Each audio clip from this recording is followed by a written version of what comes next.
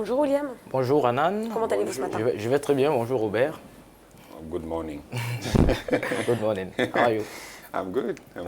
Très William, ce matin, on parle de la mutinerie. Enfin, vous revenez sur la mutinerie qui s'est déroulée le week-end dernier en Côte d'Ivoire. Vous en avez parlé ce matin d'ailleurs. Exactement. On sait qu'elle a eu des conséquences politiques, mais vous nous parlez également des conséquences en termes économiques. Et effectivement, Anna, la Côte d'Ivoire va devoir faire les comptes de la mutinerie qui a secoué le pays le week-end dernier. Pendant 2 jours au moins, la vie dans les principales villes du pays a tourné au ralenti, alors que les autorités du pays tentaient de trouver des solutions aux revendications des militaires mutins à Bouaké et à Abidjan. Mais pendant que les hommes politiques discutaient des questions sociales, eh bien, le cacao, la principale source de devises de la Côte d'Ivoire, était en train d'entamer un yo-yo dans les différentes places financières du monde.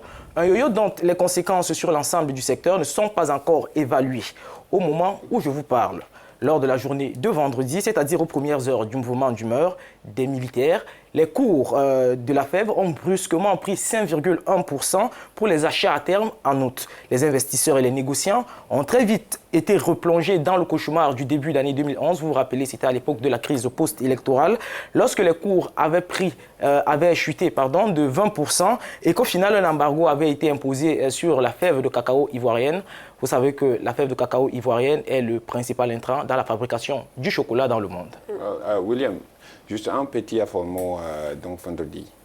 Has this affected the markets or rather? Est-ce que ces événements ont affecté le marché, par exemple à la Bourse de Londres? Effectivement, Robert, ce qui est sûr, c'est que les mesures prises par le président Ouattara pour juguler cette crise ont soulagé les marchés. Peut-être un peu trop soulagé les marchés, dirons-nous, puisque dès le début de la semaine, les cours du cacao sont retombés, parfois à des seuils critiques. La tonne métrique Allies Future Europe Exchange a perdu 3,2% à 2143 $. La dernière fois où l'indice s'est négocié à un indice aussi bas, c'était le 9 décembre dernier. Et vous savez que le mois de décembre sur les marchés financiers est un mois où il n'y a pas tellement d'activité. La même tendance s'est manifestée à Londres et à New York, où la tonne se négocie respectivement à 2169 $ et à 2186 $.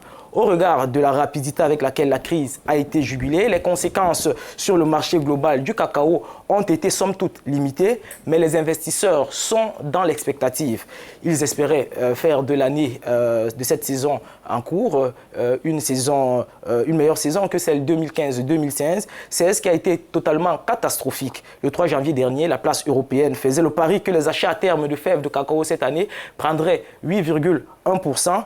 Il va sans dire que les événements en Côte d'Ivoire ont fait vaciller quelques certitudes. William, est-ce qu'on peut tirer la conclusion finalement que les indicateurs sociopolitiques sont de nature à fragiliser d'éventuels investissements en matière de cacao notamment? Écoutez, Anan, les autorités ivoiriennes sont très conscientes de la place et du poids du cacao dans l'économie nationale, mais également dans l'économie de la région, puisque vous savez que la Côte d'Ivoire et le Ghana sont les principaux producteurs mondiaux de cacao. Et le président Ouattara est conscient qu'il faut relancer la production dans un contexte mondial où la demande en cacao est de plus en plus importante. Je vous rappelle que pour la seule année 2015-2016 dont nous parlions tout à l'heure, les contrats à terme ont baissé de 23%. Pour encourager donc la production, Abidjan a même décidé cette année d'augmenter les prix du kilogramme payé aux planteurs. C'est un signe de bonne volonté.